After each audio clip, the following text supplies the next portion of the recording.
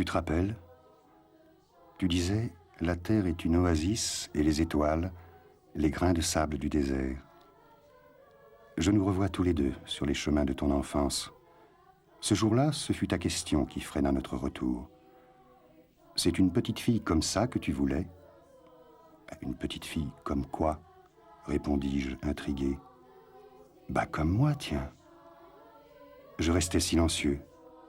Cette petite fille blonde qui riait depuis 10 ans à mes côtés, ma fille, étais-tu celle que j'avais imaginée, mon enfant rêvé?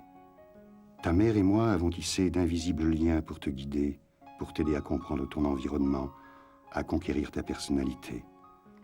Mais à présent, comment accepter tes humeurs, ton mal-être parfois, et surtout cette volonté clairement affichée d'être seule à vouloir t'occuper de tes affaires, et cette fâcheuse tendance que tu as à nous reprocher notre indifférence à ce qui t'arrive. Comment réagir? Composer, s'opposer, faire pour toi avec toi?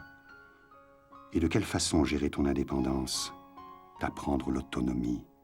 Je t'ai regardé longuement, tendrement. Oui, exactement comme je t'imaginais. Et tout à fait une autre.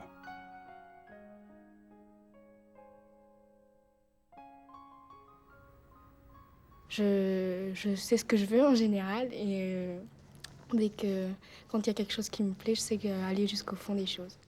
Forcément, l'enfant c'est une personne bien sûr.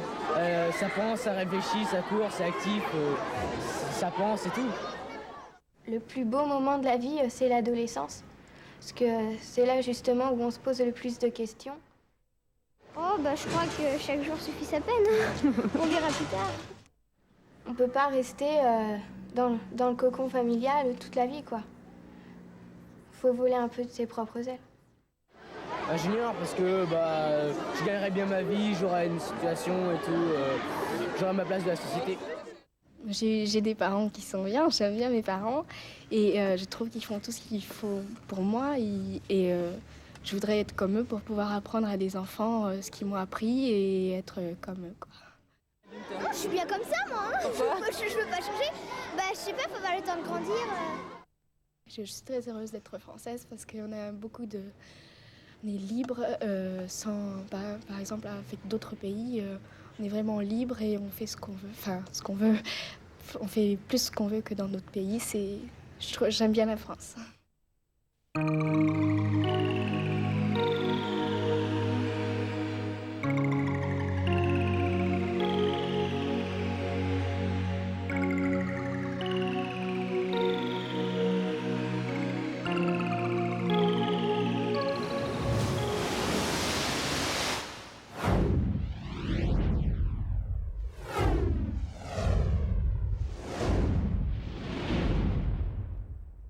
1989 a été l'année où les Nations Unies ont fait naître un nouvel espoir pour les familles du monde entier. Les États membres ont adopté une convention relative aux droits de l'enfant. Cette convention reconnaît le statut des enfants en tant que citoyens et personnes à part entière. Entitled Adoption of a Convention on the Rights of the Child. Pendant longtemps, l'enfance a constitué une période de l'existence de peu d'importance, notamment du fait de la mortalité infantile élevée. L'enfant d'alors était perçu comme un homme en réduction, inaccompli. Au Moyen Âge, la plupart des coutumes fixaient la majorité vers 12 ans pour les filles et 14 ans pour les garçons. À cet âge, les enfants avaient acquis une certaine autonomie et étaient intégrés à toute la vie sociale, dans les travaux comme dans les fêtes. La Révolution française marque le début d'un changement à l'égard des individus les plus fragiles. Ainsi, avec l'aide de la Convention, Condorcet élabore un programme d'éducation réellement novateur et démocratique, avec une école laïque obligatoire pour les deux sexes, où les enfants s'auto-organisent. Le Code, présenté à la Convention française en 1793, affirme que les parents ne sont ni propriétaires ni créanciers de l'enfant, mais débiteurs. Au cours du XIXe siècle, avec le début de l'ère industrielle, les enfants des milieux populaires sont durement exploités. Il faut attendre 1813 pour qu'une réglementation interdise le travail dans les mines avant 10 ans. En 1841, Une loi fixe à 8 heures la durée de travail maximale pour les enfants entre 8 et 12 ans et à 12 heures entre 12 et 16 ans. La loi impose une assistance partielle à l'école jusqu'à 12 ans. Un siècle plus tard, en 1948, les Nations Unies proclament la Déclaration universelle des droits de l'homme, dont l'article 25.2 spécifie que l'enfant a droit à une protection spéciale. Durant les années 50, à une société rurale se substitue une société de plus en plus urbanisée. Si la première, dont l'éducation reposait sur l'imprégnation, intégrait l'enfant à la vie sociale, la seconde, en revanche, va le marginaliser par la division sociale et spatiale des temps et des lieux de vie. L'école et la famille s'affirment comme les deux pôles de référence des politiques publiques en faveur de l'enfance et de la jeunesse. Oh, les enfants, il faut qu'on ait duel de terrain. Alors fini de jouer. Vous allez rentrer gentiment chez vous. Après les années 60, émergent des mouvements qui contestent cet état de fait et qui soutiennent que la vie des enfants et des jeunes ne se réduit pas à l'école et à la famille. Cette réaction à une uniformisation de plus en plus pesante de la société sera plus largement cristallisée par les événements de mai 1968. En réponse à ces revendications, les années 70 donneront naissance à de nouveaux espaces d'accueil, dont le centre de loisirs constitue une réponse institutionnelle. 20 ans après, malgré les évolutions qui ont marqué profondément le quotidien des enfants et des jeunes, ces derniers restent toujours appréhendés au travers des seuls éclairages de l'école et de la famille.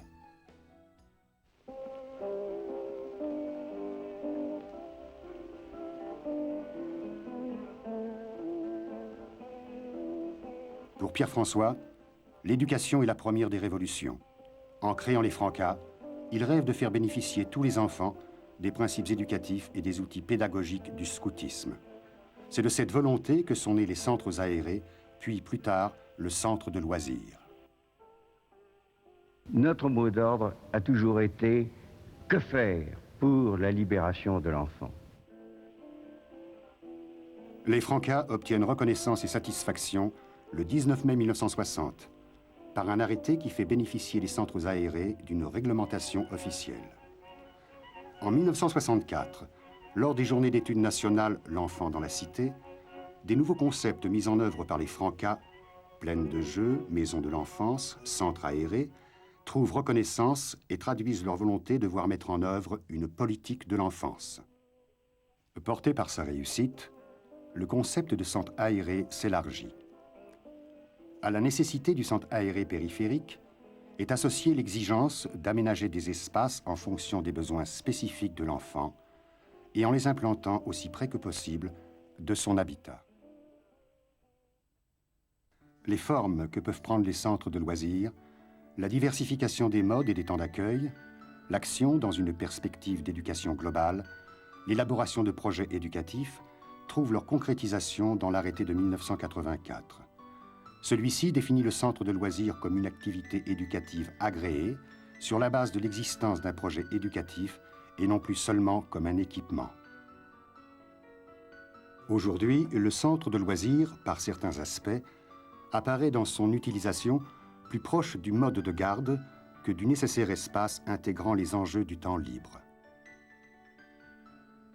Le temps libre ne peut plus être considéré comme un temps résiduel, mais bien comme un temps en soi, un temps de rapports sociaux, porteur de valeurs nouvelles pour la société comme pour l'individu. Les enjeux qu'il présente, tant sur un plan éducatif que social, supposent que lui soit préservée sa spécificité, c'est-à-dire son caractère de libre initiative. Mais dans le même temps, il convient de lui faire acquérir une reconnaissance légitime qu'il ne possède pas encore. C'est par ces deux conditions que le temps libre peut devenir un lieu privilégié d'apprentissage pour les enfants.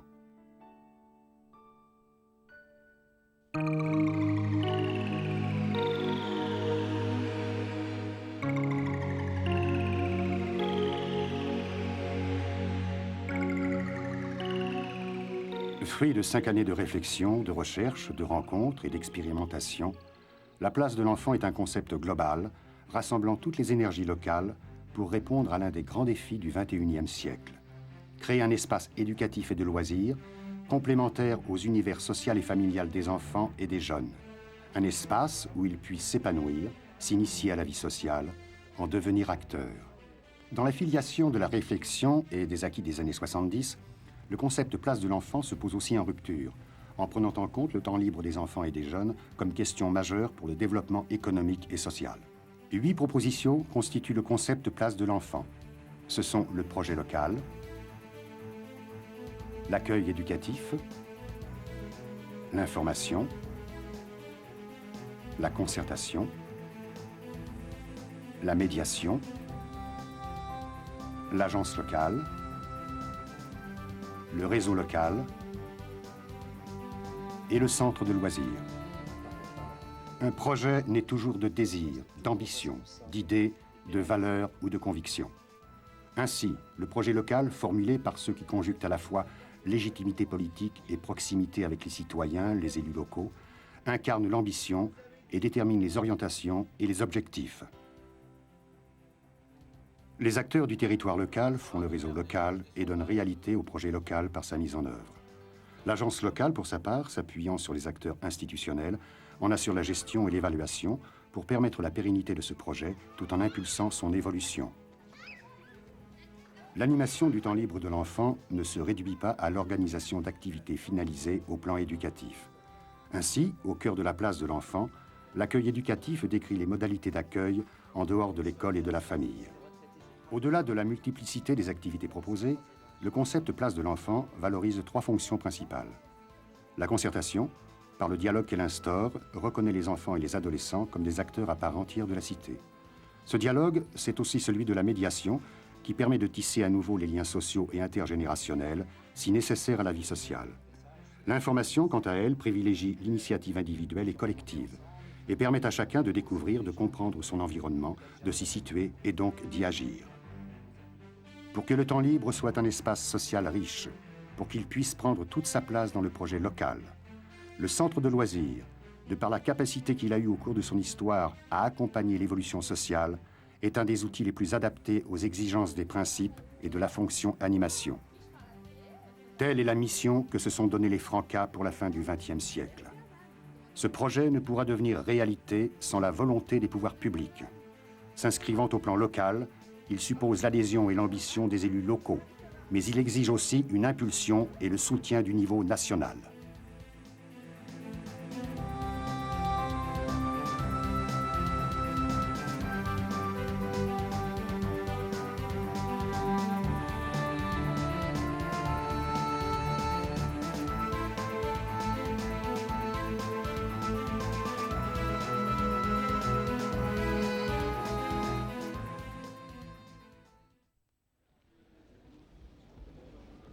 Le 4 juin 1994 s'est tenue à l'Assemblée nationale, sous l'égide de M. Philippe Séguin, la première journée du Parlement des enfants.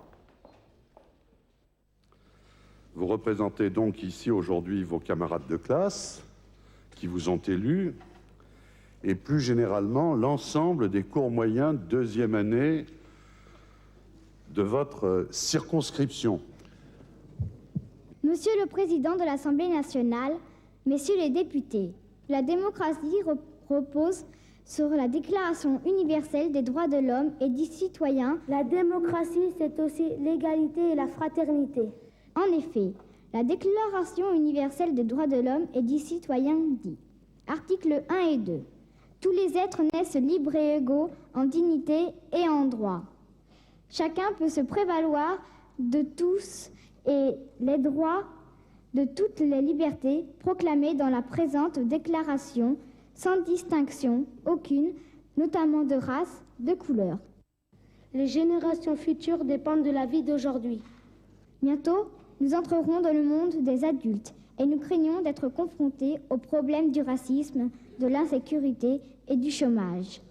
C'est pour cela, Monsieur le Président de l'Assemblée nationale, Messieurs les députés, que nous vous demandons de continuer à œuvrer pour le bien de tous les citoyens d'aujourd'hui et de demain.